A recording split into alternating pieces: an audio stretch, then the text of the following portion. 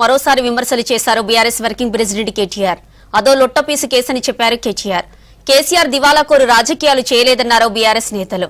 తొండి మాటలు మాట్లాడకుండా పాలమూరు రంగారెడ్డి ప్రాజెక్టు పూర్తి చేయాలని డిమాండ్ చేశారు. ఇక హైదరాబాద్ నందీనగర్ లో కేటీఆర్ ను కలిశారు గ్రూప్ 1 అభ్యర్థులు. ఉపరాష్ట్రపతి ఎన్నికలకు బీఆర్ఎస్ దూరంగా ఉంటుందన్నారు కేటీఆర్. తెలంగాణ వ్యక్తి సుదర్శన్ రెడ్డికి బీఆర్ఎస్ మద్దతు ఇవ్వలేమని చెప్పారు. గతంలో యూరియా ఇచ్చిన వాళ్ళకే ఓటేస్తామని చెప్పామని, ఇద్దరూ ఇవ్వలేదని, అందుకే ఓటింగ్ కు దూరంగా ఉంటామన్నారు KTR. See, we have nothing against the two candidates. ఇద్దరు మంచోలే కావచ్చు. Justice Reddy and CP Radhakrishnan ఇద్దరు కూడా మంచోలే కావచ్చు, మేము కాదంటలేదు. కానీ ఇవాళ వాళ్ళు రెండు కూడా, ఇద్దరు అభ్యర్థులు కూడా రెండు వ్యవస్థలకు ప్రతినిధులు.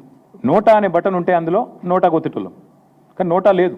అటో ఇటో ఏదో రెండిట్లో ఏదో ఒకటి చేయాల్సిన పరిస్థితి ఉంది. అందుకే ఈ ఎన్నికలు మేము వీఆర్ అబ్స్టైనింగ్. ఈ ఎన్నికల్లో మేము పాల్గొనబోట్లేదు. We're going to abstain. Kavitha episode పై కేటీఆర్ రియాక్ట్ అయ్యారు. కవిత పేరు ఎత్తకుండానే పార్టీ చర్యలు తీసుకున్న తర్వాత మాట్లాడాల్సిన అవసరం లేదన్నారు. పార్టీ అంతర్గతంగా చర్చించిన తర్వాతే హైకమాండ్ నిర్ణయం తీసుకుందన్నారు KTR. Whatever had to be discussed has been discussed in the party. Action has been taken. Once action has been taken, there is nothing further that I can add or comment, because whatever had to be discussed internally on party forums, we have done that and we have acted, and therefore after the action has been taken, there is nothing further for me to comment or elaborate on.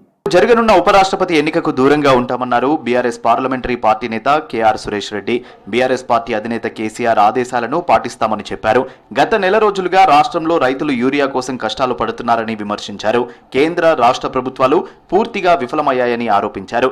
కేంద్ర రాష్ట్ర ప్రభుత్వాల విధానాలకు నిరసనగా voting కు దూరంగా ఉండాలని నిర్ణయం తీసుకున్నామని చెప్పారు సురేష్ రెడ్డి.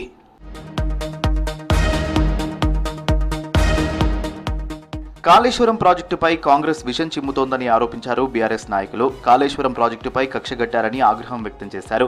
కాళేశ్వరంపై చేస్తున్న తప్పుడు ప్రచారంపై సీఎం క్షమాపణ చెప్పాలని డిమాండ్ చేశారు బీఆర్ఎస్ లీడర్స్.